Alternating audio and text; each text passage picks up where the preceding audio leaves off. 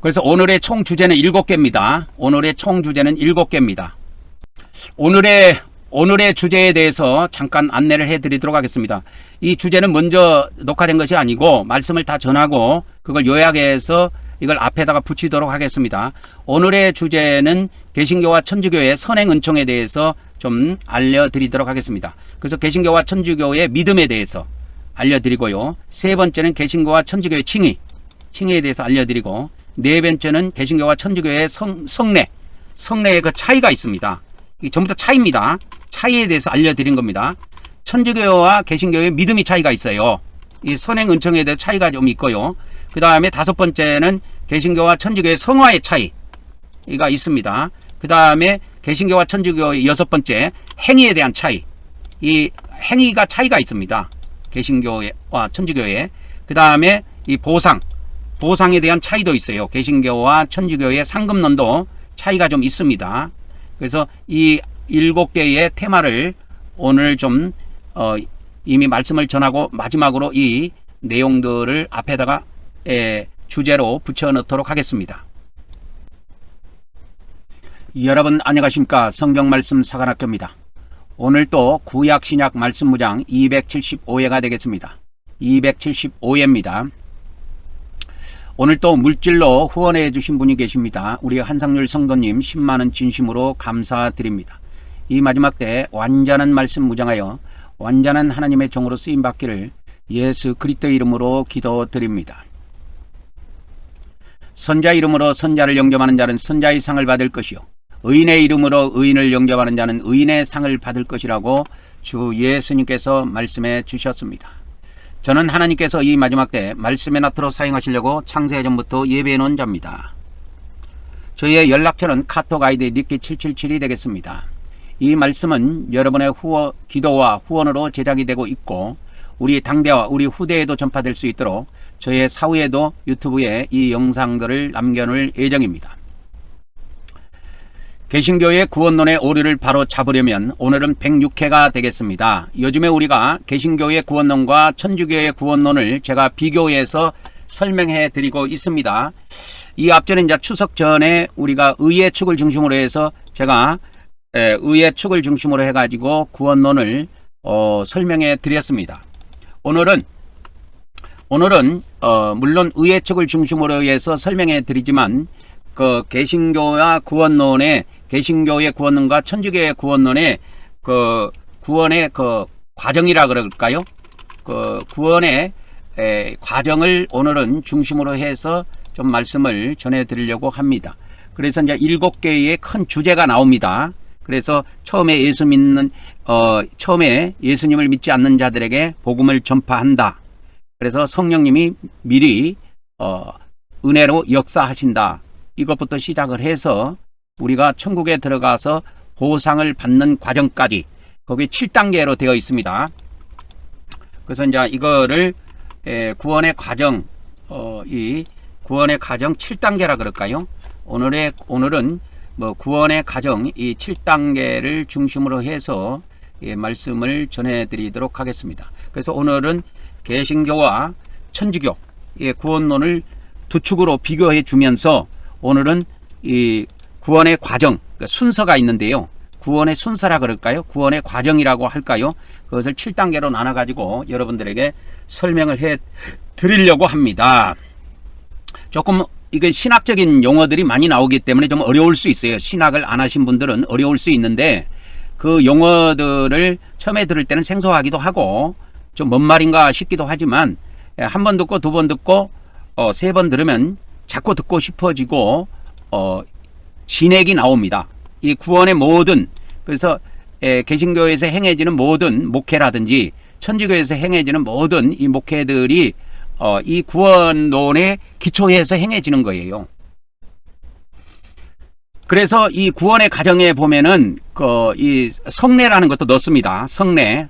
그러니까 천주교에서는 성사라고 하는데 개신교에서 보는 성례하고 천주교에서 보는 성사가 신학적으로 보는 개념이 달라요. 이게 이해도가 다르다니까.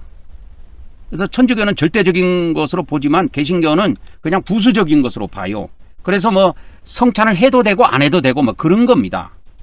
근데 천주교는 안 그렇죠. 꼭 하지요. 매 주일마다 성찬을 하지요. 그래서 오늘은 이 구원의 과정을 7단계로 나눠서 쭉 설명을 드리려고 합니다. 그래서 이 개신교를 포함해서 천주교, 정교, 이것이 우리 전 세계에 있는 기독교를 구성하고 있는 3대 종파입니다. 정교, 천주교, 개신교가 전 세계 기독교를 구성하는 3대 종파입니다. 이 외에도 조그마한 종파가 있기는 있을 거예요. 근데 국지각에 보면 천주교가 세력이 가장 크고요. 한 12억 정도 됩니다. 그리고 개신교가 한 7억 5천 정도 되고 정교가 한 2억 5천 정도 돼요. 인원수가요. 대략 그렇습니다. 근데 이제 정교하고 천주교는 로마 교회에서부터 출발했습니다. 그래서 그 사도 바울이 로마 교회에게 보낸 서신이 있는데 그것이 로마서입니다. 로마서예요. 그래서 사도행전 다음에 나오는 그 로마서를 중심으로 해서 이 개신교는 구원론이 만들어져 있어요. 그래서 천주교와 정교도 이 로마서에 있는 것들이 물론 있지만 천주교와 정교는 2000년의 역사를 갖고 있기 때문에 은총과 믿음과 행위라는 이 3대 축으로 구원론이 되어 있습니다. 그래서 믿음과 행위라는 것은 우리 인간에게 관련된 것이고 이 은총과 은혜라고 하는 것은 하나님께 관련된 용어입니다. 근데 이제 우리 개신교는 500년 전에 천주교에서 빠져나와서 루터가 이렇게 종교개혁을 할 때 외쳤던 것이 뭐냐? 행위를 버려버리고 행위 구원론에서 천주교에서 주장하는 이 행위가 포함이 되어 있는데 천주교의 구원론에는 행위가 포함이 되어 있는데 루터는 이와 같이 구원론에서 행위라는 것을 싹 오려냈습니다. 그러니까 지금으로 말하자면 컴퓨터 용어로 말하자면 잘라내기를 한 거예요. 잘라내기를 해갖고 붙여넣기를 한 게 아니고 잘라서 버려버린 겁니다. 그러니까 잘라내기보다는 삭제했다라는 것이 편치요. 잘라내기를 하면은 보통 오려 붙이거든요. 컴퓨터에서. 근데 그냥 잘라내지 않고 그냥 블록 지정을 해갖고 그냥 삭제해버린 겁니다. 이게 이렇게 하면 블록 지정이 됩니다. 이렇게 하면 블록 지정이 되는데 델키를 누르면 없어져 버려요. 이게 삭제입니다. 근데 이걸 오려내기를 하면 갖다 붙일 수가 있어요. 이렇게 컴퓨터에서.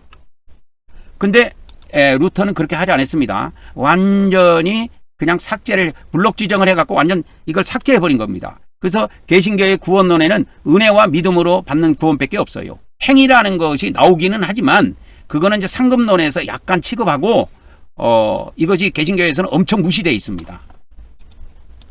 그래서 이런 것을 보강하기 위해서 천주교 거를 좀 알아야 돼요. 우리 개신교 목사들이나 개신교인들이 천주교의 이 행위구원론이 도대체 어떻게 만들어져 있는가. 천주교에서 행위구원론이라 그러니까 엄청나게 싫어할 것 같지만 천주교에서 말하는 이 행위는 은혜, 하나님이 주신 은총 안에서 맺은 열매를 말해요. 그래서 이거는 모두 상급으로 다 그들은 확정을 해놨습니다. 그래서 이제 개신교가 좀 내려오다가 이와 같이 루터가 만든 그 교리 구원론을 칼빈이 교리화해갖고 확고하게 했습니다. 그런데 이제 이 칼빈은 프랑스 사람인데 네덜란드에서 나중에 한 몇십 년 후인가 그래갖고 나중에 알미니아라는 인간이 태어났어요. 이분이 커가지고 이 칼빈주의를 반박합니다. 그래서 칼빈주의의 5대 교리를 낱낱이 다 반박을 해갖고 그것을 수정해서 발표합니다. 그것을 알미니안주의라 그래요. 그래서 이 개신교 안에는 루터는 칼빈주의와 같다고 봅니다. 이 루터의 정신, 루터의 신앙을 계승한 사람이 칼빈이에요. 그래서 칼빈주의라고, 루터주의라고 안 부르고 칼빈주의라고 불러요. 왜 그러냐? 루터는 자기 때에 이 교리를 완벽하게 만들지 못했어요. 루터는 그냥 욱 해갖고 천주교에서 뛰쳐나오기는 했는데 루터는 그가 독일어로 신약 성경을 헬라어로 돼 있는 거를 이렇게 신약 성경을 독일어로 번역하는데 좀 많은 시간을 보냈습니다. 그래서 그 루터의 성경이 지금도 남아 있죠, 독일어로. 그래서 이 개신교 안에도 이 칼빈주의만 있는 것이 아니고 칼빈주의는 믿음으로 구원받는 것인데 진짜 믿음은 하나님께서 끝까지 책임지고 이끌어 가신다. 그래서 성도의 견인론이 들어가 있지만 알미니아는 이렇게 구원을 받았어도 상실할 수가 있다고 주장하는 거예요. 이게 구원을 상실할 수 있다, 잃어버릴 수 있다라는 겁니다. 그래서 알미니안이에요. 그래서 지금 개신교 안에 알미니안주의가 상당히 많습니다. 그래서 장로교 말고 칼빈주의는 장로교 목사들은 거의 칼빈주의를 따르고요. 그 다음에 알미니아는 감리교, 성결교, 그 다음에 오순절교, 오순절 계통, 그런 데가 여기를 많이 따릅니다. 그래서 이 개신교 안에 오직 은혜, 오직 믿음이라고 하는 거는 이 천주교가 만들어낸 은총과 믿음과 행위라는 구원론에서 이 행위만 이렇게 삭제해버린 거예요. 그런 겁니다. 그래서 천주교 거를 잘 알면 개신교 거도 더불어 알 수가 있어요. 근데 개신교 거만 알면은 천주교 거를 알 수가 없습니다. 그래서 이거를 이 개신교 거하고 천주교 거를 이렇게 여러분들에게 잘 이렇게 두 개를 비교해서 설명을 해 주는 겁니다. 그래서 오늘은 개신교와 천주교의 그 구원의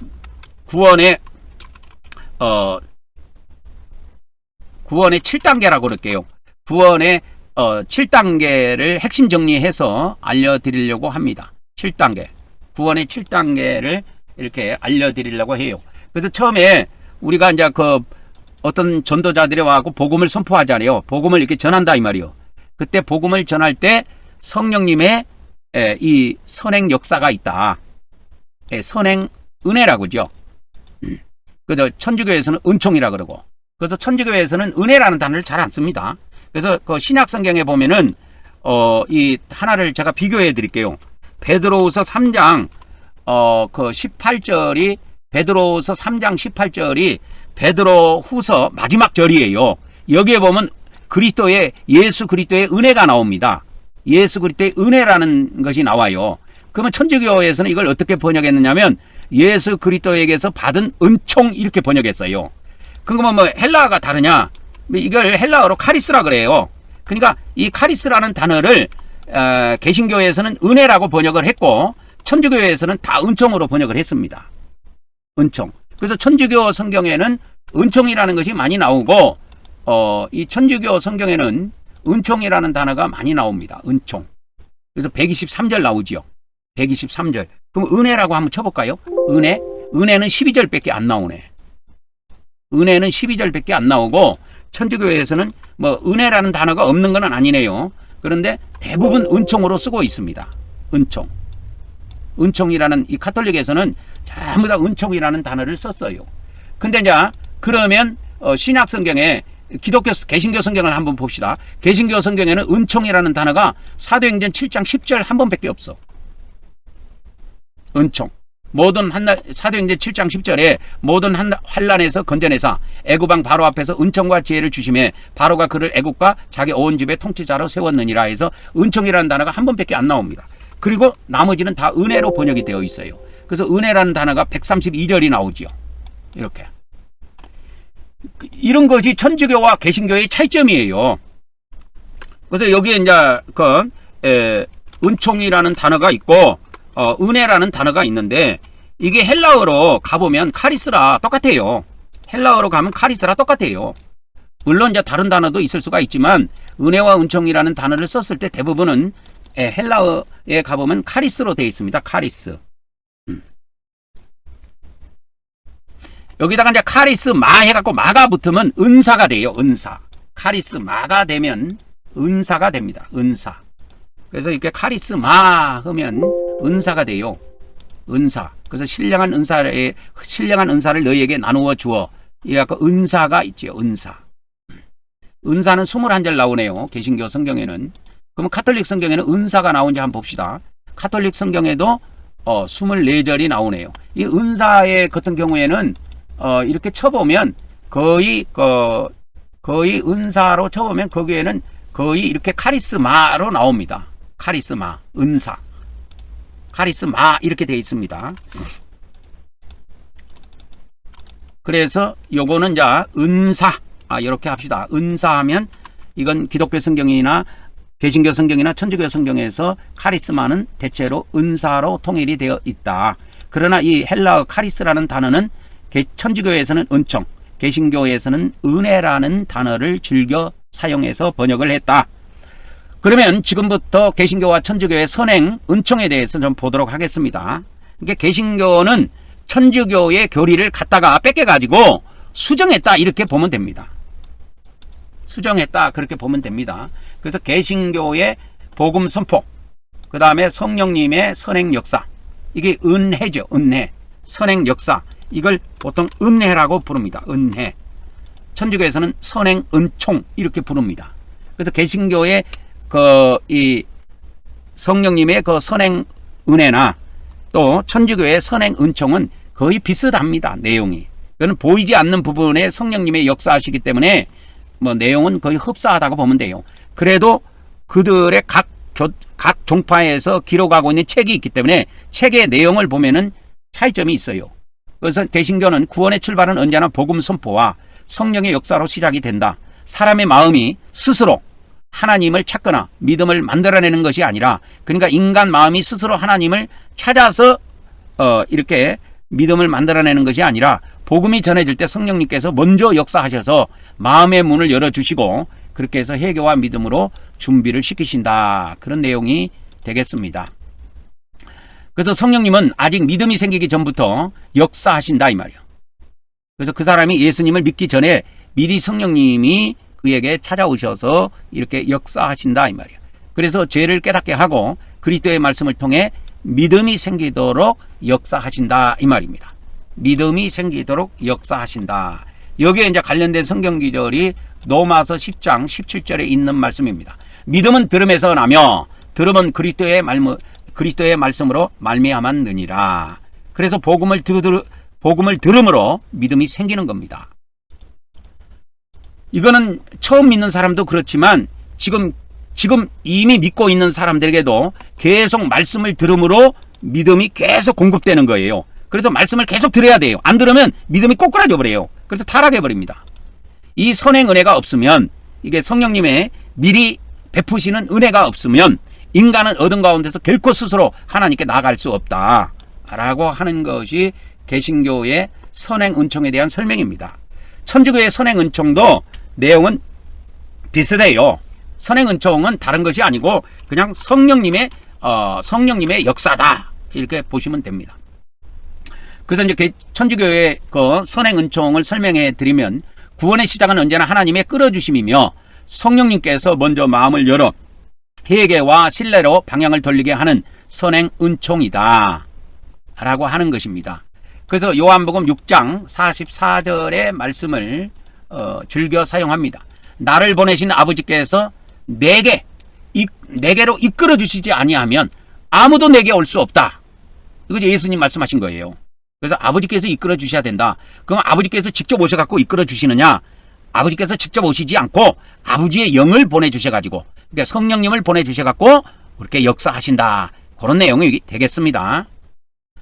자, 두 번째입니다. 인간은 죄로 주고 스스로 일어설 수 없으나 하나님이 먼저 살리시고 믿음의 응답을 가능케 하신다 이 말이요. 그렇게 해서 우리 인간이 이렇게 에베소서 2장에 보면 우리 인간이 허물과 죄로 이미 죽어 있었는데 하나님께서 이렇게 살려주신다 이 말이에요. 성령님의 역사를 통해서.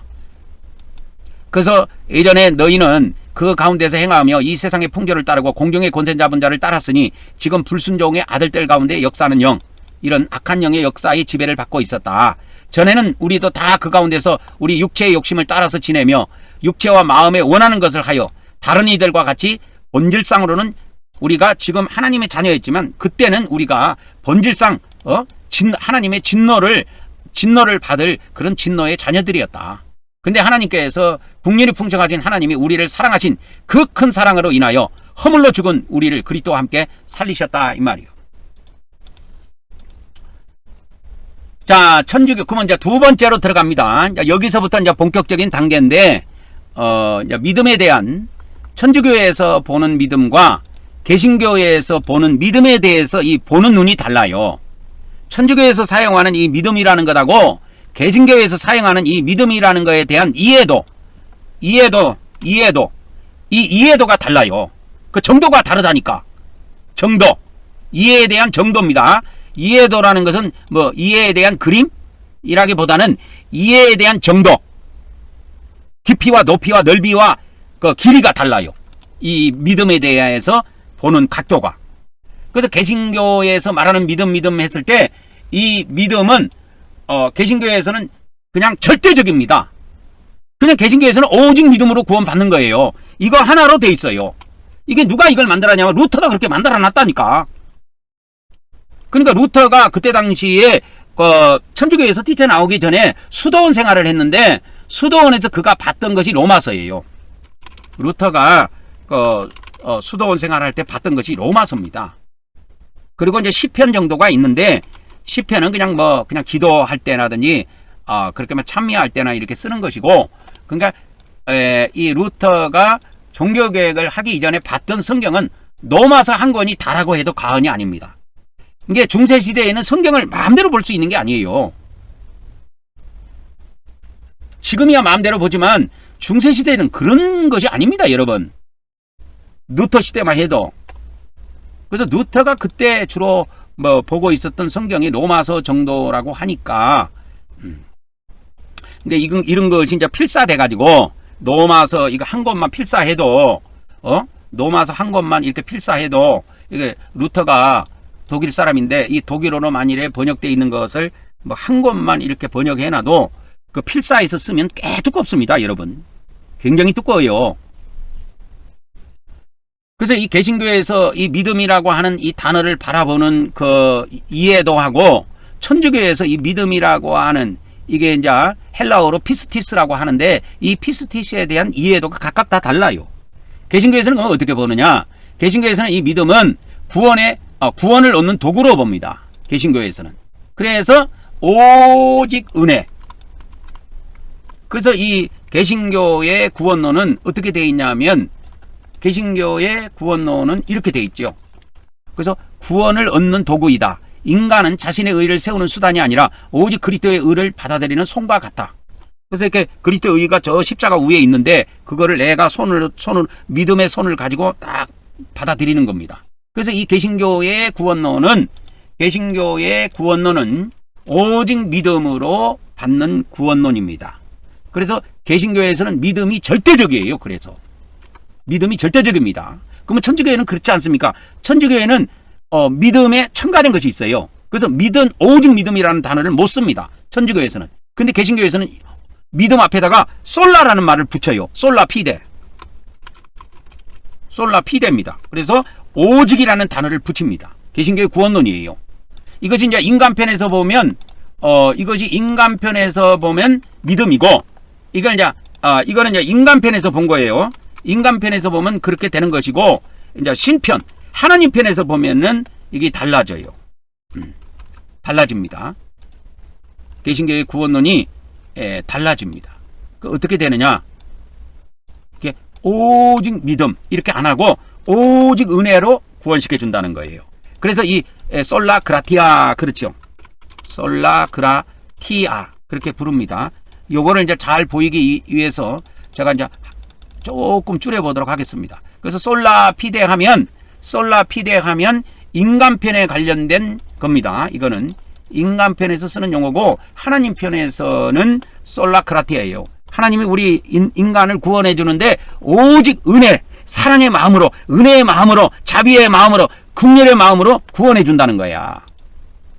근데 성경에는 이런 구원론만 있는 게 아니거든.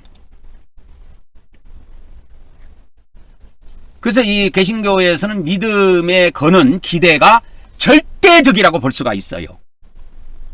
그래서 이제 믿음 자체가 공로를 쌓는 것이 아니라 믿음은 전적으로 그리스도의 은혜를 의탁하여 그분의 구속을 붙잡는다. 그래서 갈라디아서 2장 16절에 있는 말씀 한번 보고 가도록 하겠습니다. 사람이 의롭게 되는 거 율법의 행위로 말미암은 것이 아니요 오직 여기 단어가 있죠. 오직 예수 그리스도를 믿음으로 말미암은 줄 알므로 우리도 그리스도 예수를 믿나니 이는 우리가 율법의 행위로서가 아니라 그리스도를 믿음으로써 의롭다함을 얻으려 함이라. 율법의 행위로서는 의롭다함을 받을 육체가 없느니라. 그렇게 갈라디아서 이게 갈라디아서 2장 16절에 그렇게 기록하고 있습니다. 그래서 개신교에서는 이 믿음은 구원을 받는 통로다, 이렇게 보는 겁니다. 구원을 받은 통로다 이 말이에요. 통로. 다른 필요 없는 말은 다 지워버리도록 하겠습니다.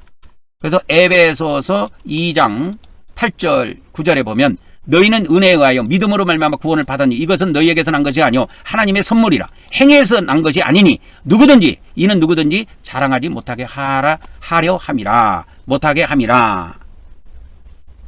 그렇게 되어 있습니다. 그래서 여기에 은혜가 나오고 믿음이 나오죠.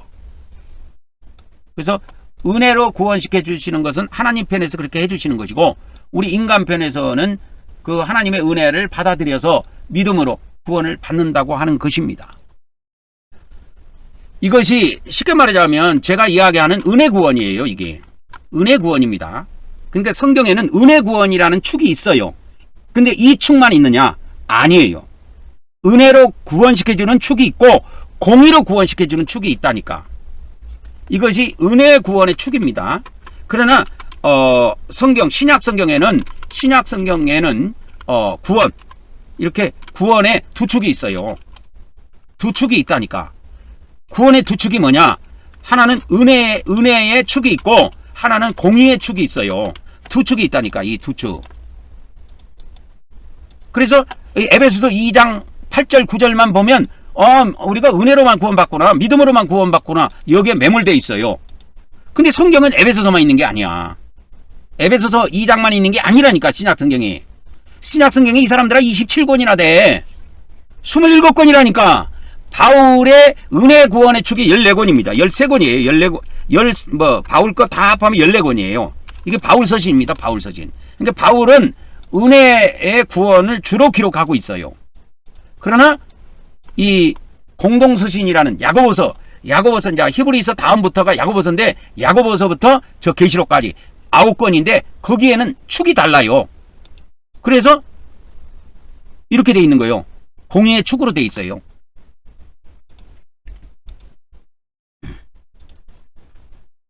그래서 요한계시록 같은 데 가보면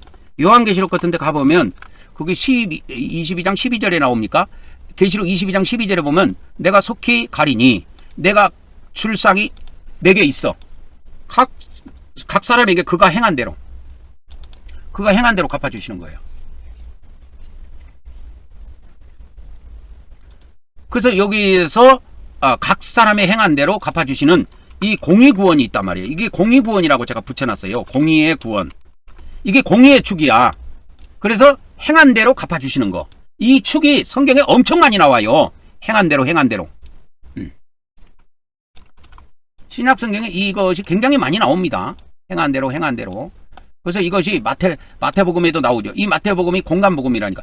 이 개신교회에서 구원론의 축을 로마서로 만들었는데 로마서에도 나와요. 2장에. 제가 로마서 2장 하나님의 심판에 대해서 한번 해드렸지요. 저번에 몇 주 전에 해드렸잖아요. 로마서 2장만 딱 뽑아가지고. 로마서 2장에 하나님의 심판이 있어요. 그래서 로마서는 그냥 대충 가면 안 됩니다.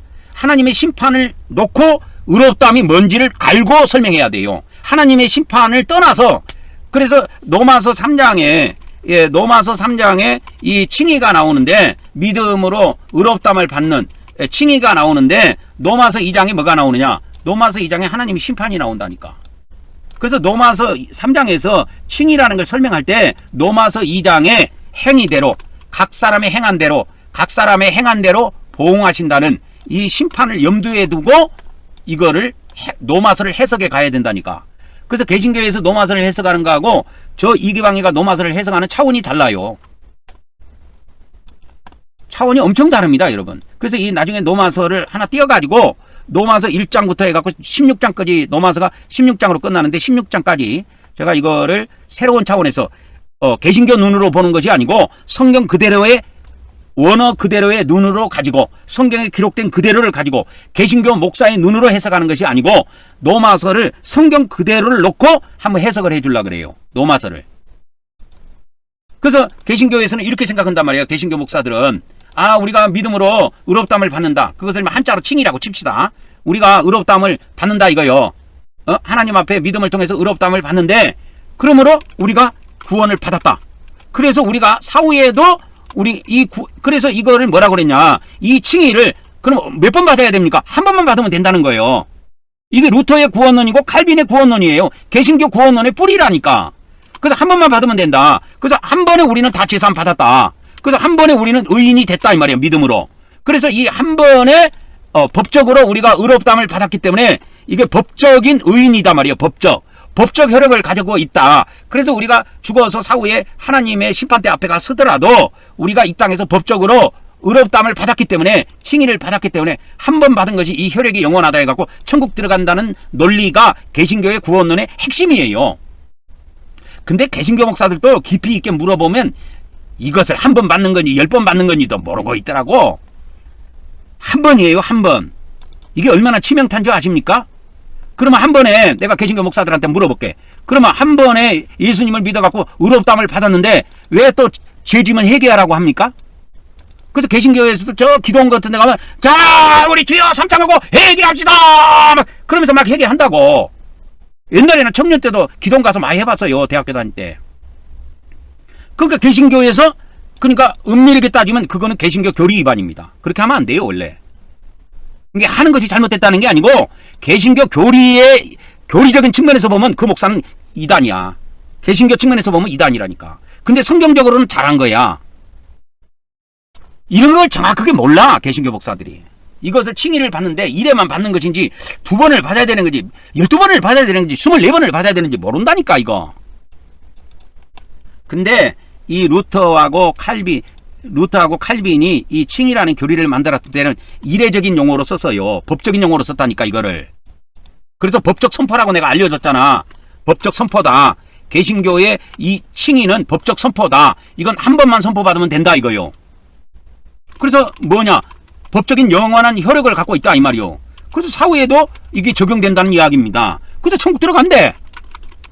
죄를 실컷 그래갖고 이거 영원한 효력이 있대. 근데 중간에 예수님을 믿으면서 많은 죄를 졌거든. 근데 회개도 안 하고 천국 들어간대. 그게 맞느냐 이 말이요. 성경적으로 틀려요. 그래서 이 개신교 목사들이 노마서 해석한 거를 보면은 노마서를 해석한 거 보면은 이신득이 구원론에다 맞춰갖고 하는데 이거 내가 나중에 한번 해주려고 그래요. 이미 이 사인을 이미 받았습니다. 제가 성령님으로부터 이미 받은 지가 몇 달이 돼요. 그러나 지금 이거를 바로 해주지 않고 뭘 해주냐면 개신교와 천주교의 구원론이 어떤 차이가 있는가, 개신교의 교리와 천주교의 교리가 어떤 차이가 있는가를 비교부터 해드리는 거야. 그리고 나서 노마서를 들어갈 때 좀 어느 정도 개신교 목사들도 흔들릴 수 있는, 그러니까 뭔가 자기들이 잘못됐다는 것을 알 수 있는 기회가 되는 것이지, 아무것도 소스도 제공해주지 않고 야 예수님 야, 믿음으로 이신득이 구원받은 거 이거 다 거짓말이야 이렇게 하면 그들이 반발만 생기지 이거 받아들이려고 하겠습니까? 그래서 개신교는 믿음이라는 게 절대적입니다. 그러나 이건 은혜의 축의 구원이에요. 은혜의 축의 구원입니다. 그러나 성경에는 구원의 축이 두 축이 있어요. 은혜의 축이 있고 공의의 축이 있다니까 이렇게. 그러니까 하나만 매몰되면 죽게 돼 있어. 하나만 매몰되면 죽게 돼 있다니까.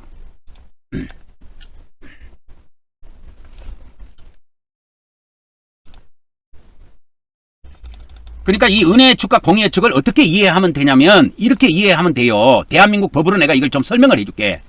이게 대한민국, 우리가 대한민국이잖아. 대한민국, 우리나라가. 이 대한민국 법으로 설명해 주자면 은혜의 축이라는 것은 여러분 우리나라에서 고등학교까지 초등학교, 중학교, 고등학교까지 무상교육이죠. 무상교육과 같은 거예요. 공짜예요 이거는. 무상이라니까. 공짜예요 공짜. 공짜라니까. 은혜라는 건 공짜로 주는 거예요. 그래서 대한민국 국민에게는 무조건 나라에서 빚을 내서라도 고등학교까지 법으로 되어 있기 때문에 고등학교까지 그냥 다 학비 대줍니다. 그러니까 학교도 안 나오면 선생님들이 찾아갖고 끌고 와요. 야 이놈의 새끼야 고등학교까지는 졸업해야 된다. 그러면서 그렇게 해요. 그런데 그렇게 나라가 국민들한테 잘해주다가도 법을 어겨봐. 이게 이제 범법이라고 이렇게 할게요. 범법하면 이게 범법하면 어떻게 돼? 죄를 지으면 이 말이요. 법을 어기면 범법입니다. 범법하면 우리나라에서 형벌을 가한다니까. 그러고 재판에 갖고 저 형사 처벌을 받는다니까. 이것이 뭐냐? 이것이 공의의 축이에요. 모든 나라에는 이 두 축이 다 있어요. 대한민국도 있고 천국도 그래요. 대한민국만 그런 게 아니에요. 하늘나라도 그런 게 있다니까. 그러니까 하늘나라도 그렇단 말이야. 하늘나라가 두 가지가 있어요. 하늘나라가. 여러분 성경에 보면 하늘나라가 두 개가 나와. 하늘나라가 하나님의 나라가 나오고 사탄의 나라가 나와요. 이게 하늘에 있는 나라예요. 근데 하늘나라 중에서 하나님의 나라가 있어. 하나님의 나라. 그래서 이거를 기본적으로 잘 아셔야 됩니다. 그래서 대한민국이라는 법을 이해하면 이 하늘나라도 이해하게 돼요. 하나님 나라도 이해한단 말이에요. 하나님 나라. 하나님 나라도 이해를 하게 돼요. 그래서 이 하나님 나라도 구원을 시키는데 은혜의 축이 있고 하나님의 백성들을 이끌어갈 때 은혜로 이끌어가는 것이 있고 공의로 이끌어가는 것이 있어요. 이 법을 무시하면 모두 다 망해요. 망합니다. 봐보세요. 내가 예를 하나 드릴게요. 얼마 전에 이재명 대통령이 대통령 하기 전에 그 전에 대통령 했던 사람이 누굽니까? 윤석열이죠. 근데 그 사람이 자기가 대통령이라고 은혜의 축을 무시하고 이 공의의 축을 무시하고 자기 마음대로 해갖고 계엄을 선포하고 해가지고 지금 쇠고랑 차고 깜빵이 들어가 있어. 깜빵이 들어가 있다고 지금. 왜 그렇겠어요? 그가 대한민국의 법을 어긴 거야. 범법하면 형벌을 가게 돼 있어요. 이게 대한민국만 그런 게 아니라 하늘나라도 그렇다니까. 하나님의 나라도. 하물며 마귀 나라도 그렇게 해요. 마귀 나라도. 근데 이 성경에서는 마귀 나라에 대한 것을 다루고 있는 게 아니고 하나님의 나라에 대한 것만 다루고 있어. 신약 성경에서는. 그래서 이거 빨리빨리 나가야 오늘 이걸 나가겠네. 오늘 지금 벌써 지금 40분이 넘었네.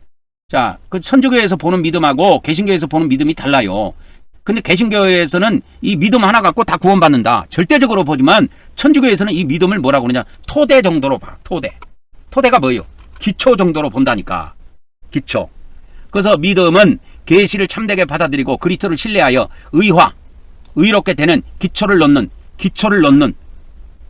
응답으로 은총을 일으킨 순종의 문을 연다.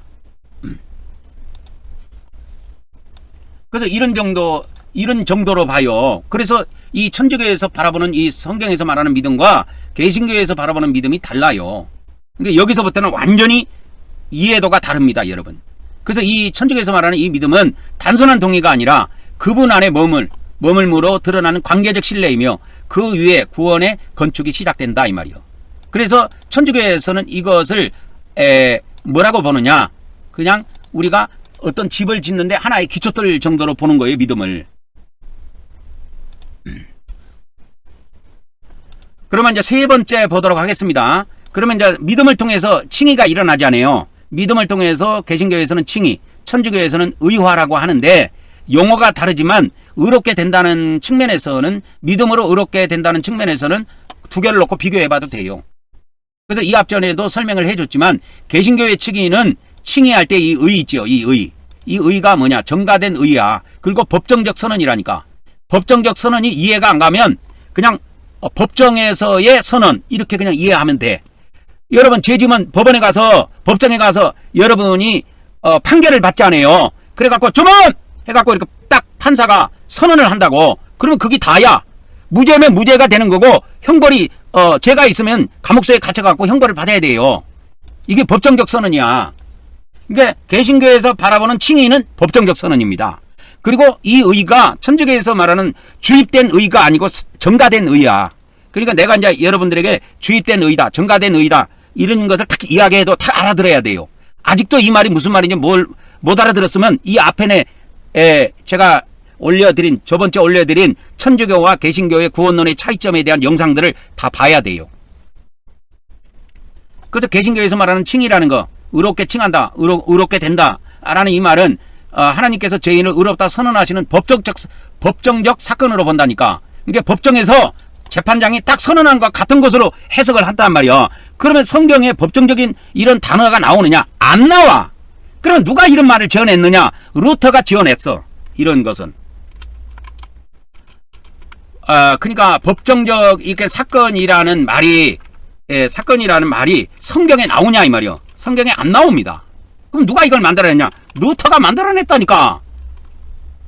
루터가 생성해낸 거예요. 그래갖고 그것을 칼빈이 이어받은 거예요. 이런 거를 법정적 선언이다 이런 말을.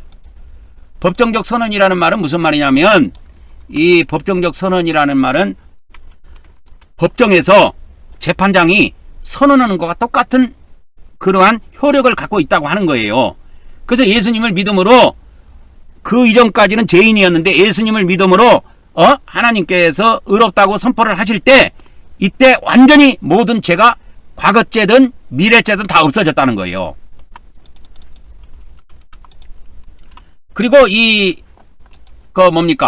그리고 이것이 뭐냐면 그러니까 법적 지위가 변화된 거예요. 그래서 그전에는 마귀 새끼였는데, 마귀 자식이었는데, 이제 예수님을 믿어가지고 뭐가 되냐? 하나님의 자녀가 된 거예요. 하나님의 자녀가. 하나님의 백성이 됐다니까, 이렇게. 이것이 개신교에서 말하는 칭의에 관련된 해석이에요. 성경에는 이런 말이 안 나와요. 법정적 선언이다, 뭐다, 이런 거. 일절 안 나옵니다. 내가 한번 찾아볼까요? 법정해갖고 한번 찾아볼까? 이거? 개신교 성경에 이거 집어넣어갖고 마태복음부터 계시록까지 한번 검색해볼게요. 법정하니까 나오기는 나오네. 법정하니까 나오기는 나오네. 그들을 법정에서 쫓아내며 유대인들이 일제히 일어나 바울을 대적하여 법정으로 데리고 가서 모든 사람이 해당장 소스대를 잡아가지고 법정 앞에서 때리매. 이런 말은 나오네. 그리고 안 나와. 너희는 도리어 가난한 자를 업신여겼도다. 부자는 너희를 억압하며 법정으로 끌고 가지 아니하느냐. 이건 세상에 이런 일이 있다라는 걸 야고보서에서 이야기한단 말이야. 그리고 이거는 이제 카톨릭에서 나온 단어입니다. 카톨릭에서 나온 단어예요. 그래서 마태복음 5장 25절에 너를 고소하는 자와 법적으로 가는 도중에 얼른 타협하라. 그렇지 않으면 고소한 자가 너를 재판관에게 넘기고 재판관은 너를 형리에게 넘겨 너가 감옥에 갇힐 것이다. 이게 그러니까 칭의를 두고 이게 법정적인 사건이다. 법정적인 일이다. 이런 거는 성경에 일절 없어요. 해석을 그렇게 한 거라니까, 이 루터가. 루터가 뭘 알아? 아무것도 몰라, 내가 볼 때는. 여러분 이렇게 이야기하면 너무 못 얻어가는 거 아니냐. 루터는 뭘 몰라요. 루터 때만 해도 성경을 모르는 상태였다니까. 루터가 아까 내가 이야기했잖아. 루터는 수도원에 있을 때 읽었던 성경의 로마서 정도가 다라니까. 그걸 알아야 돼, 이 사람들아. 계시록을 받겠습니까? 그 사람이 마태복음을 받겠습니까? 마가복음을 받겠습니까? 누가복음을 받겠습니까? 본 적도 없는 것 같아, 내가 볼 때는. 그래서 이 칭의의 근거는 사람의 행위가 아니라 오직 그리스도의 순종과 십자가의 의가 신자에게 전가된다. 그래서 이 개신교에서는 뭐라 그러냐? 개신교의 칭의는 뭐라 그랬어요? 전가된 의다, 이 말이에요. 아시겠죠? 그리스도의 의가, 쉽게 말하자면 예수님의 의가 예수님 믿을 때 내 것 됐다, 그 말이요. 나한테 이전됐다. 전가된이라는 말이 무슨 말인지 모르면 이전된 의, 그렇게 보면 돼요. 천주교는 이런 개념 자체가 없어요. 천주교에는 이런 개념 자체가 없다니까. 천주교의 의화에는 이런 개념 자체가 없어. 천주교는 주입된 의야. 주입된 의야. 이거는 이전된 의가 아니야. 이거는 하나님의 성품이 안으로 들어온 거야. 그래서 내면적 의, 이렇게 되는 겁니다. 그리고 개신교의 의는 외적인 의예요. 개신교의 의는 외적인 의고 이것은 그래서 외적인 의야. 외적인 의야, 이거는. 그리고 천주교의 의화는 내적인 의입니다. 그게 완전 차이가 있어요. 그렇게 해서 그걸 잘 보시면 됩니다. 그래서 따라서 신자는 자신의 의가 아니라 그리스도의 완전한 의 안에서 하나님 앞에 의롭다함을 받는다. 그러니까 믿음으로 의롭다함을 받는다, 이거요. 그래서 이 개신교의 칭의는 전가된 의고 외적인 의입니다. 그래서 옷을 입는 것과 같아요. 천주교는 우리 속으로 주입된 의이기 때문에 이건 안으로 들어온 거예요. 그래서 생수를 마신 것과 같다고 내가 비유를 해드렸습니다. 그러면 이제 천주교의 그 칭의에 대해서 보도록 하겠습니다. 천주교의 이 칭의, 천주교의 칭의는 뭐로 가능하느냐? 개신교는 오직 믿음으로 된다고 했죠. 그죠? 개신교는 오직 믿음으로 된다고 했습니다. 칭의를. 그래서 개신교의 칭의는 오직 믿음으로 돼요. 오직 믿음으로 되지만 천주교의 칭의는 이렇지 않습니다. 천주교의 칭의는 칭의라는 말을 안 쓰고 의화라는 단어를 쓴다고 그랬죠. 오직 믿음이라고 쓰지 않고 이 천주교는 믿음에다가 사랑이 더해야 된다고 봐요. 그래서 천주교의 테마가 뭐냐? 사랑으로 형성된 믿음이에요. 천주교의 사랑으로 형성된 믿음. 그래서 이걸 라틴어로 피데스 카리타테 포르마타 그랬죠. 피데스 카리타테 포르마타. 피데스 카리타테 포르마타. 그렇게 제가 이게 라틴어입니다. 라틴어예요. 피데스 카리타테 포르마타. 그래서 사랑으로 형성된 포르마타. 영어로 보면 포메이션 그런 거예요. 그래서 사랑으로 형성된 피데스, 페이스, 믿음입니다. 페이스, 영어로 페이스라 그래요. 그래서 성령님께서 부어주시는 사랑이, 그러니까 이 믿음은 누구한테 있어요? 그 믿는 사람한테 있단 말이야. 믿는 사람한테 있다니까. 믿는 사람한테 있는 겁니다. 근데 이 사랑은 누구한테 온 거야? 그 사람한테 있는 게 아니야. 하나님으로부터 온 거라니까. 신. 그래서 사랑은 하나님이 주신 거고, 믿음은 그 사람이 가지고 있는 거예요. 말씀을 들음으로 성령님의 그 선행 은총에 의해서 믿음을 갖게 된 겁니다. 그러니까 이 믿음은 사랑 거고, 하나님께서 이 믿음을 보시고 사랑을 더해 주신다, 이게 속으로. 그래서 사랑으로 형성된 믿음이라야 이제 의화가 시작된다고 천주교에서는 가르쳐요. 개신교에서는 오직 믿음 하나 갖고 된다는데, 천주교에서는 어림도 없는 소리 맞아. 어림도 없는 소리 하지 말라. 믿음 하나 갖고 안 된다. 그래서 이 천주교에서는 핵심이 이 갈라디아서 5장 6절이라고 그랬죠. 갈라디아서 5장 6절이라 이 말이요. 그리스도 예수 안에서 할라나 무할라나 효력이 없으되 사랑으로서 역사하는 믿음뿐이다. 그래서 사랑으로 형성된 믿음, 이렇게 써요, 이 사람들이. 그래서 이거를 어떻게 라틴어로 하냐면 피데스, 그죠? 피데스. 그 다음에 카리타테 포르마타, 그렇게 쓴다고 했죠. 피데스 카리타테 포르마타. 사랑으로, 카리타테 사랑으로, 포르마타 형성된, 피데스 믿음, 그런 뜻입니다. 그래서 성령님께서 부어주시는 이 사랑이 그 사람이 가지고 있는 믿음을 살아 움직이게 하여 믿음이 의아의 참된 형상을 갖추고, 그래서 이 믿음이 의아의 참된 형상을 갖추고, 그래서 이 참된 형상이 그 사람 안에 만들어진다는 거예요. 근데 개신교는 이 칭의가 그렇게 안 돼 있어요. 겉에 그냥 예수님을 믿음으로 겉에 옷 입는 것과 같은 거예요. 그래서 이 참된 현상을 갖추게 되고 전 인격을 그리스도께 결속시킨다. 그래서 전 인격이 이제 그리스도 하나 돼가지고 이제 하나님을 섬기는 것입니다. 그래서 천주교에서는 사랑이 없는 믿음은 그건 아무것도 아니다 이거예요. 공허하며 의아의 목적에 이르지 못하고, 그러니까 개신교식으로 말하자면 사랑이 없는 믿음은 칭의에 도달하지 못한다 이거예요. 구원에 도달하지 못한다는 거예요. 그래서 사랑으로 역사하는 믿음, 사랑으로 형성된 믿음만이 완전한 믿음이다. 그래서 개신교가 바라보는 그 믿음과 다르다니까. 그래서 개신교의 믿음과 천주교의 믿음이 이렇게 차이가 있다 이 말이요.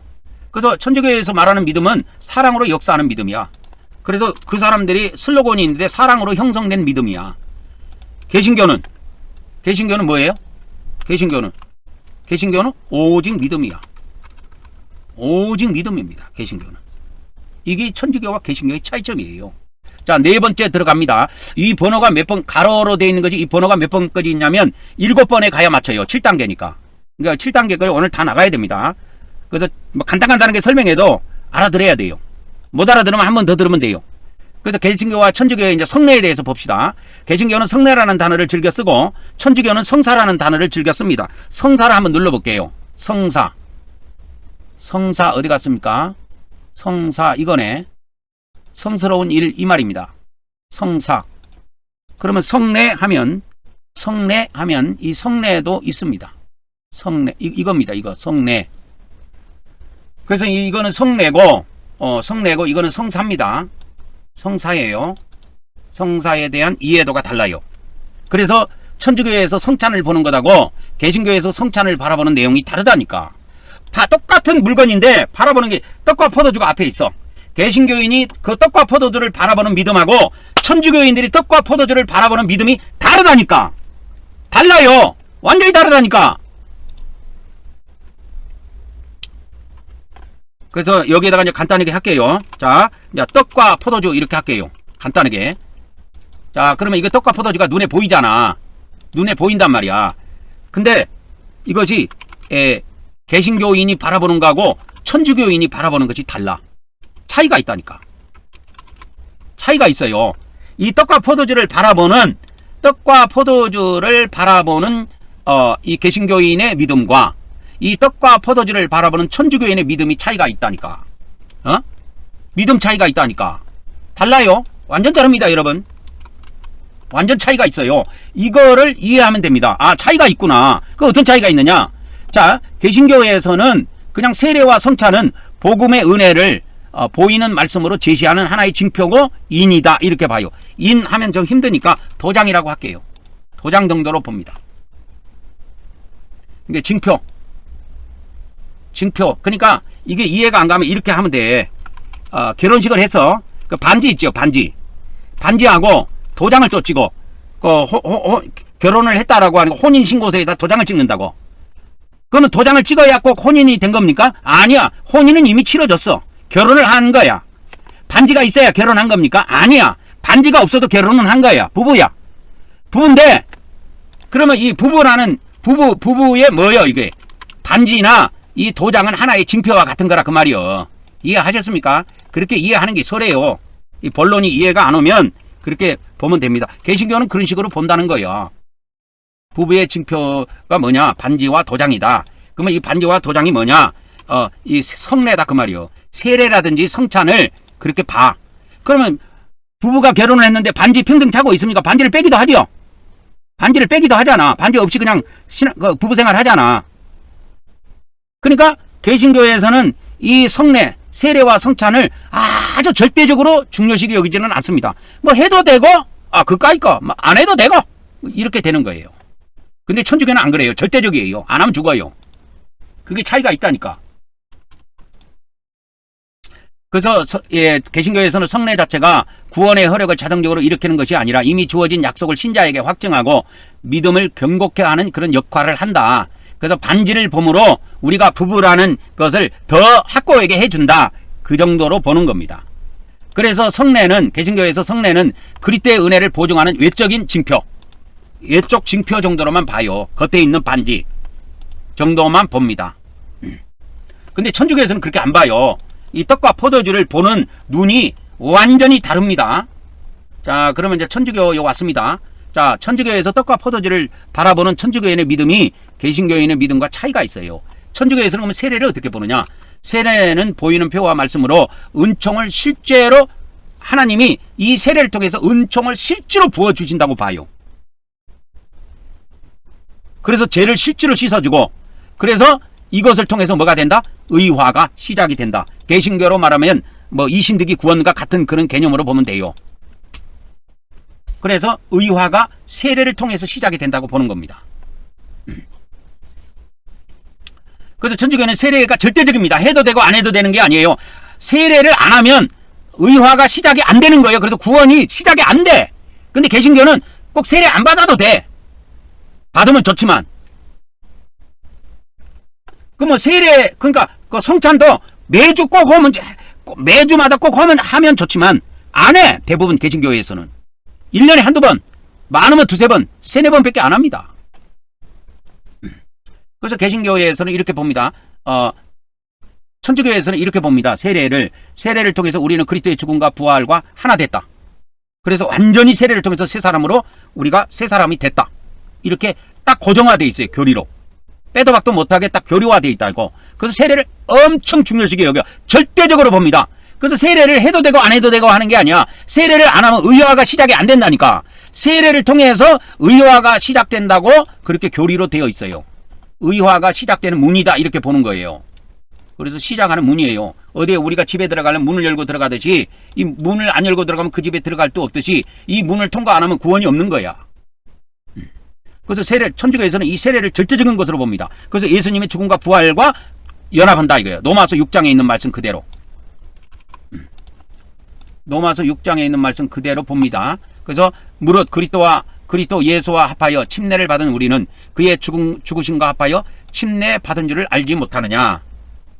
그러므로 우리가 그의 죽으심과 합하여 침례를 받음으로 그와 함께 장사되었나니 이는 아버지의 영광으로 말미암아 그리스도를 죽은 자 가운데서 살리신과 같이 우리로 또한 새 생명 가운데서 행하게 하려 함이라. 그래서 천주교에서는 이 침례 받을 때 천주교에서는 침례라는 단어를 안 씁니다. 세례라는 단어만 써요.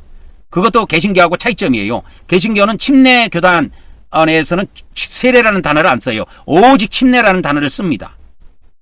그리고 오순절 계통에도 제가 알기로는 침례를 하는 걸로 알고 있습니다. 세례 안 합니다. 순복음 교회 같은 데 이야기하는 데예요. 그래서 천주교에서는 이와 같이 회개와 신앙, 고백 속에서 받은 이 세례는 제3과 성령의 선물을 동반적으로 받는다 이거예요. 그래서 핵심 성경 기절이 어디냐? 사도행전 2장 38절이야. 너희가 뭐 어떻게 나와요? 여기 한번 봅시다. 너희가 회개하여 각각 예수 그리스도 이름으로 침례를 받고 제사함을 받으라. 그리하면 성령을 선물로 받으리라. 성령의 선물을 받으리라. 이게. 그래서 제사함과 성령의 선물을 받는다고 되어 있습니다. 그래서 이 세례라는 것을 엄청나게 중요시기 여기는 성사예요. 그래서 천주교에 보면 7대 성사가 있어요. 7대 성사 중에서 가장 먼저 나오는 것이 세례성사입니다. 그 다음에 두 번째 나오는 것이 견진성사예요. 견진성사. 이게 두 번째 나오는데 가장 먼저 나오는 것이 세례성사예요. 그게 모든 성사에 참여하려면 세례성사를 통과해야 돼요. 이거 안 하면 국물도 없어요. 천주교에서는. 그다음 이제 다섯 번째 봅니다. 성화에 대해서 좀 보도록 하겠습니다. 다섯 번째. 그러면 개신교와 천주교의 성화에 대한 이해, 성화에 대한 이해도를 좀 알려드리도록 하겠습니다. 다음에는 이 개신교와 천주교의 성화에 대한 걸 좀 세밀하게 좀 알려드릴게요. 개신교와 천주교의 성화에 대해서 세밀하게 좀 알려드리도록 하겠습니다. 뭐 천주교와 개신교의 영화 단계에 대한 것도 세밀하게 알려드리겠지만 지금은 이렇게 개략적인 것을 잡아야 됩니다. 개략적으로 천주교에서 믿음을 어떻게 바라보는지, 그 다음에 성사를 어떻게 바라보는지, 그 다음에 성화를 어떻게 바라보는지, 그런 거를 기본적인 것을 알아야 돼요. 그래서 이 개신교의 성화는 필연적인 열매라고 봅니다. 그러니까 칭의로 구원받은 자 있죠. 칭의로 구원받은 자는 반드시 성령의 내주로 인해서 새로운 생명 안에서 행하게 된다. 그래서 이 필연적으로 좋은 열매, 선한 열매가 나타난다 이 말이요. 그래서 이제 쉽게 말하자면 구원받은 자 이렇게 보면 됩니다. 그래서 개신교에서는 그렇게 보는 거예요. 자, 개신교에서는 구원받은 자는 성령님이 내주하신다. 성령이 내주해 계시기 때문에 필연적으로 좋은 열매, 필연적 열매가 나온다. 이렇게 보는 것입니다. 필연적인 열매가 나온다. 이렇게 보는 것입니다. 개신교에서는. 그래서 성화는 칭의의 근거가 아니다 이거예요. 성화하고 그래서 칭의를 개신교에서는 완전히 분류합니다. 성화하고 칭의는 상관이 없어. 이게 칭의 받은 사람, 쉽게 말하자면 영혼 구원 받은 사람들에게 나타나는 결과다 이 말이요. 그러니까 개신교에서는 이것을 칭의의 결과다 이렇게 보는 거예요. 칭의의 결과. 그러니까 성화, 구원받은 자에게는 성화가 나타나는데 그 성화는 뭐냐? 성화가 나타나야 그러면 의로운 사람이냐? 그렇게 보는 게 아니고 개신교에서는 칭의, 그러니까 의롭다함 받은 자에게 당연히 나타나야 될 결과 정도로만 봐요. 이것이 꼭 안 나타난다고 해서 구원을 안 받았다 이렇게는 말하지는 않습니다. 그러니까 화살표가 이렇게는 가도 저렇게는 못 가요. 반대로는 못 가요. 개신교는 그렇습니다. 그래서 성화는 칭의의 근거가 아니라 칭의는 오직 믿음으로만 돼요. 그래서 칭의를 받은 사람들은 칭의의 결과로 성화가 나타난다. 이게 성화가 나타나는데 성령이 죄의 지배를 깨뜨리고 점점 그리스도의 형상을 닮아가게 하는 과정이다. 이렇게 봅니다. 그리스도의 형상을 닮아가는 과정이다. 그래서 거룩함이 없이는 아무도 주를 보지 못한다는 말씀처럼 성화는 구원받은 사람의 필수적인 열매다. 이 정도로 봅니다. 근데 이게 개신교에서는 이 필수적인 열매라고 이렇게 교리로는 돼 있지만 그러면 이 성화가 안 나타나면 구원이 없습니까? 그거에 대해서는 구원은 오직 믿음과 관련되어 있는 거지 성화와 관련되어 있다고 말하지 않아요. 이게 그래서 사람을 헷갈리게 만든다니까. 이 개신교 교리는 그래서 깊이 들어가 보면 이게 깊이 있게 생각해 보면 아리까리하게 돼 있어요. 그러면 어떻다는 거야 그러면. 근데 천주교의 성화는 안 겁니다. 천주교의 성화는 성체 있죠. 성체는 이게 개신교로 말하자면 성찬인데 이 성찬을 통해서 그리스도의 생명에 우리를 지속적으로 접어친다고 봐요.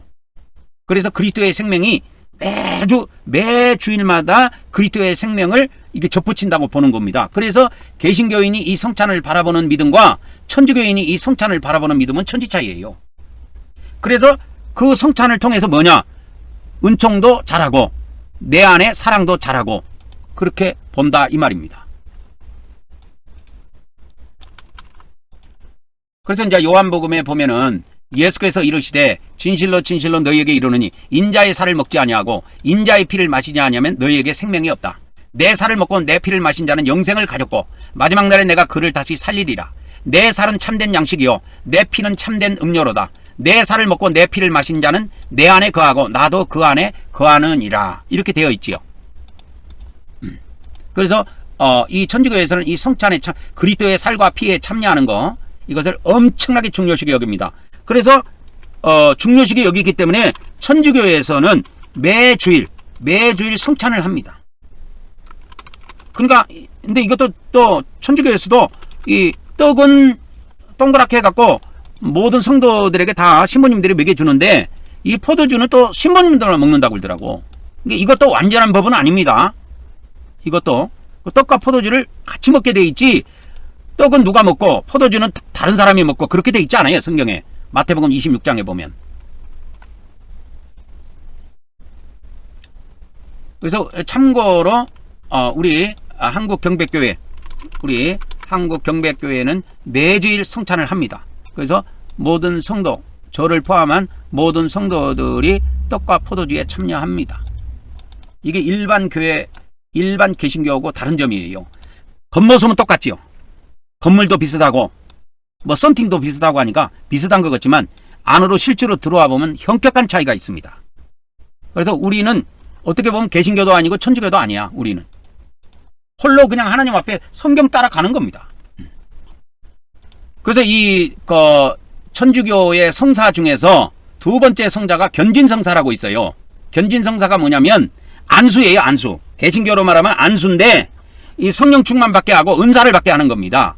그래서 은사를 받게 하는데 사도행전 8장에 보면 뭐 이런 내용이 나오는데, 그래서 이제 에루살렘에 있는 사도들이 사마리아도 하나님의 말씀을 받았다함을 듣고 베드로와 요한을 보내매 그들이 내려가서 그들을 위하여 성령 받기를 기도하니 이는 아직 한 사람도 성령 내리신 일이 없고 오직 주 예수 이름으로 침례만 받았을 뿐이라. 이에 두 사도가 그들에게 안수함에 성령을 받았어요. 이것을 천주교에서는 교리로 확정해놨어요. 교리로 확정해놨습니다. 이걸 견진성사라 그래요. 안수받는 걸. 그래서 안수를 통해서 은사를 받고 성령 충만을 받고 해서 성령의 은총을 견고히 하여 그 다음에 증언과 성숙을 도우신다. 그 다음에 고해성사가 있습니다. 고해성사가 있습니다. 천주교에 7개 성사 중에서 고해성사가 있는데 이 고해성사는 믿는 자들이 죄를 지을 걸 이미 천주교에서는 인정을 해요. 딱 깨놓고 교리로 그렇게 만들어놨어요. 우리는 죄를 지을 수밖에 없다. 우리 인간은 육체가 약하게 죄를 지을 수밖에 없다. 그래서 죄로 이와 같이 의화가 약화되고 상실된 의로운 관계를 회복시키기 위해서 다시 은총 안에서 걸으려면은 고해성사, 죄를 하나님께 고백하고 하나님과 화해를 해야 된다. 그래야 하나님께서 다시 은총을 부어주신다 이 말이요. 다시 은총을 부어주신다고 이렇게 교리화 딱 되어 있습니다. 그래서 요한일서 1장 9절에 보면은 죄를 항상 고백하도록 되어 있지요. 만일 우리가 우리 죄를 자백하면 그는 미쁘시고 의로우사 우리 죄를 사하시며 우리를 모든 불의에서 깨끗하게 하실 것이다. 해서 천주교도 이 요한일서 1장 9절을 아주 중요시하게 여기고 그렇게 죄를 고백하는 걸 습관화하고 있습니다. 그들은 생활화하고 있어요. 개신교는 주일날 단체로도 죄를 고백 안 하고 죄를 고백하자고 하는 그런 것을 예배 순서지 자체에 그런 목록이 없어.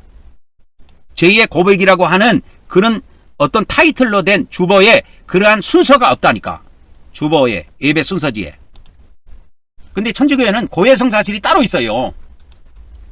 천주교가 개신교하고 다른 점이 많이 있는데, 그래서 천주교는 고해 성사실이 있습니다. 이거를 줄여서 그냥 고해실이라고 되어 있더라고. 어떤 연속국에가 어느 영화인가 예전에 보니까 그 천주교 성당이 나오는데 고해실 이렇게 돼 있더라고. 고해실. 고해방 이렇게 안 돼 있고 내가 한자로 돼 있던데 내가 읽어보니까 고해실 이렇게 돼 있더라고. 그래서 이 천주교에서는 은총의 성사들, 그러니까 7가지가 있지요. 하나님께서 이 성사를 통해서 은총을 베푸신다고. 그래서 은총을 받으려면 7가지 성사에 참여해야 돼.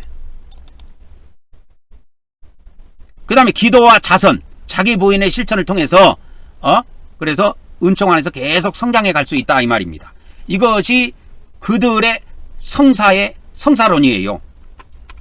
그래서 이 천주교의 이 성사론과 개신교의 이 성례론은 많은 차이가 있습니다.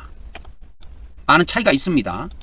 그 다음에 이제 여섯 번째로 개신교와 천주교의 이 행위에 대한 것을 좀 알려드리도록 하겠습니다.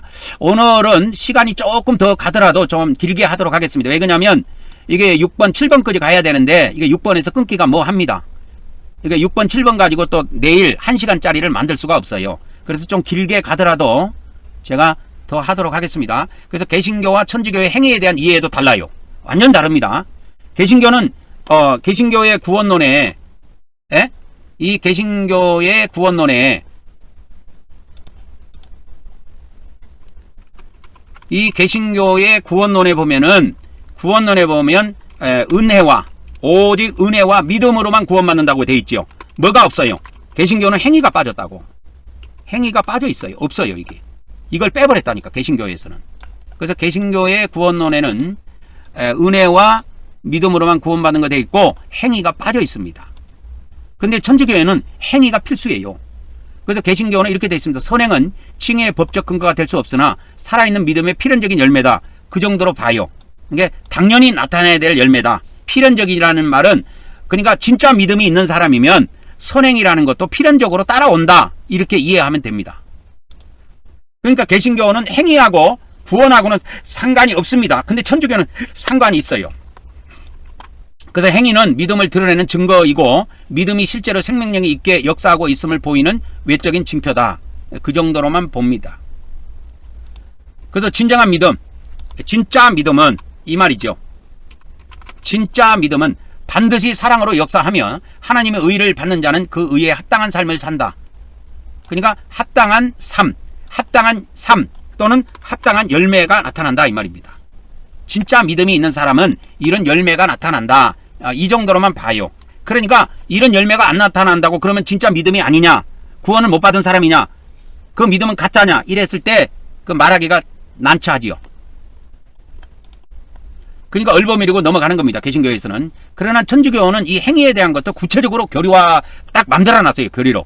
천주교에서 행위는 은총 안에서 선행, 하나님의 은총 안에서 행해지는 모든 선한 행위는 전부 다 그 사람의 공로가 돼가지고 이건 상급으로 다 갚아주신다. 이렇게 딱 돼 있어요. 하나님이 먼저 일하시고 우리가 그 은총에 협력할 때 선행은 자기 공적이 아니라 하나님의 은혜에 협력함으로써 협력으로서 기억이 되고 이건 보상의 대상, 그러니까 상급이 대상이 된다 이 말입니다. 각 사람은 그가 은총 안에서 행한 바에 따라서 상을 받는다 이거 말이에요. 그래서 이 천주교에서 선행이라는 것은 상급과 직결되어 있습니다. 근데 자기 스스로 한 그 선행이 아니고 하나님이 은혜를 내려주셔가지고 하나님의 은총을 내려주셔가지고 그 하나님의 은총 안에서 행하는 그 선행, 좋은 선한 행위는 반드시 하나님께서 그 사람의 공로로 인정을 해 주셔가지고 상급으로 갚아주신다고 되어 있습니다. 그래서 마지막 날 판정, 이거 최후 심판 날입니다. 마지막 날은 최후 심판입니다. 마지막 날의 판정에서도 선을 행한 자, 선을 심은 자, 선을 행한 자는 영생을 거두리라는 갈라디아서 6장 8절 9절의 말씀에 근거해가지고 그 다음에 로마서 2장 6절 7절에 근거해가지고 천주교에서는 이 선행을 굉장히 중요시 여겨요. 로마서 2장 6절 7절에 이거 하나님의 심판에 대한 내용인데 하나님께서 각 사람의 행한 대로 심판하신다. 보응하신다 이 말이요. 그래서 참고 선을 행하여 영광과 존귀와 썩지 아니함을 구하는 자에게는 영생으로 갚아주신다는 겁니다. 그리고 이제 8절 9절에 보면 이렇게 악을 행하는 사람, 당을 지어서 진리를 따르지 않고 불의를 따른 사람들에게는 진노로 하나님이 갚아주시는데 이와 같이 악을 행하는 각 사람의 혼에게는 환난과 고통을 주신다 이거예요. 그래서 유대인이라고 하는 기독교인도 지옥 가서 고통당하고 헬라인이라는 불신자들도 지옥 가서 고통을 당하는 겁니다. 혼이. 푸시케가 고통당합니다. 다른 게 고통당하는 게 아니에요. 푸시케가 고통당해요. 이걸 혼의 심판이라고 내가 알려드렸죠. 혼의 심판. 이 혼의 심판을 이야기한 데가 바로 바울계시록입니다. 빨리빨리 나가도록 하겠습니다. 이제 마지막 7번째가 왔습니다. 그래서 개신교와 천주교와 하나님의 보상에 대한 이 하나님의 보상에 대한 상급에 대한 이해도를 조금 알려드리도록 하겠습니다. 개신교에서도 개신교인들도 하나님의 그 천국의 상급에 대한 그것이 열망이 강해요. 근데 열망은 강한 데에 비해서 이것을 교리적으로 완벽하게 이렇게 갖추고 있는 것 같지는 않아. 내가 볼 때는 뭐 없다고는 할 수가 없어. 있어. 있기는 있는데 천주교만큼 이게 똑소리가 안 나. 보면 왜? 이 개신교에서는 이 선한 행위, 선행에 대해서 이 행위에 대해서 구원론에서 이 행위를 제거시켰기 때문에 행위를 구원론에서 제거시켰기 때문에 될 수 있으면 행위에 대해서 뭐 언급을 안 하려고 하는 편입니다. 개신교에서는. 근데 하여튼 보고 갑시다. 개신교에서 하나님의 보상론은 상급론은 어떻게 돼 있냐면 나중에 이 상급론도 별도로 하나 빼갖고 1시간짜리 해갖고 자세히 해드릴게요. 그래서 하나님은 은혜로 행한 선한 행위들을 기억하시고 그것을 칭의의 근거로 삼는 것이 아니라 은혜의 열매에 대한 칭찬으로 갚아주신다 그 말입니다. 그래서 이게 고린도후서 이게 그리스도의 심판대가 나오는 건데 그래서 개신교에서는 이 그리스도의 심판대를 그냥 선과 악에 대한 심판으로 보는 것이 아니고 선행에 대한 심판으로 봐요. 이게 성경과 다릅니다. 개신교에서 이 고린도후서 5장 10절을 보는 각도가 달라요. 성경하고 달라요. 그래서 이 개신교에서는 개신교에서는 그 고린도후서 5장 10절에 있는 이 그리스도의 그 심판대 있죠. 이것을 선행에 대한 보상 정도로만 봐요. 선행에 대해서 상급을 주시는 거로 생각합니다. 개신교에서는 주로. 근데 이게 성경하고 엄청나게 차이가 있어요. 근데 성경에는 이렇게 안 돼 있어요. 고린도후서 이게 성경에 보면 이렇게 돼 있습니다. 성경에는 그리스도의 심판대가 선과 악입니다. 선악에 대한 보응이에요. 선을 행했으면 선에 대한 보상을 받고 악을 행했으면 그건 지옥 들어가는 겁니다. 그런 식으로 돼 있어요 이게. 근데 개신교는 그렇게 안 봐요. 이 고린도후서 5장 10절을 어떻게 보느냐, 은혜의 열매에 대한 칭찬 해가지고 가로 열고 고린도후서 5장 10절 가로 닫고 이렇게 돼 있죠. 그러니까 개신교는 이런 식으로 본다고. 성경을 성경대로 안 본다니까. 그래서 그리스도의 심판대를 우습게 생각하는 거예요. 우습게 생각하다가 이 악을 행한 것을 처리를 못 해가지고 그래서 대부분 지옥 떨어지는 겁니다. 개신교 목사들이나 개신교인들이. 왜? 천주교는요 이 고해성사라는 것을 철저하게 행해요.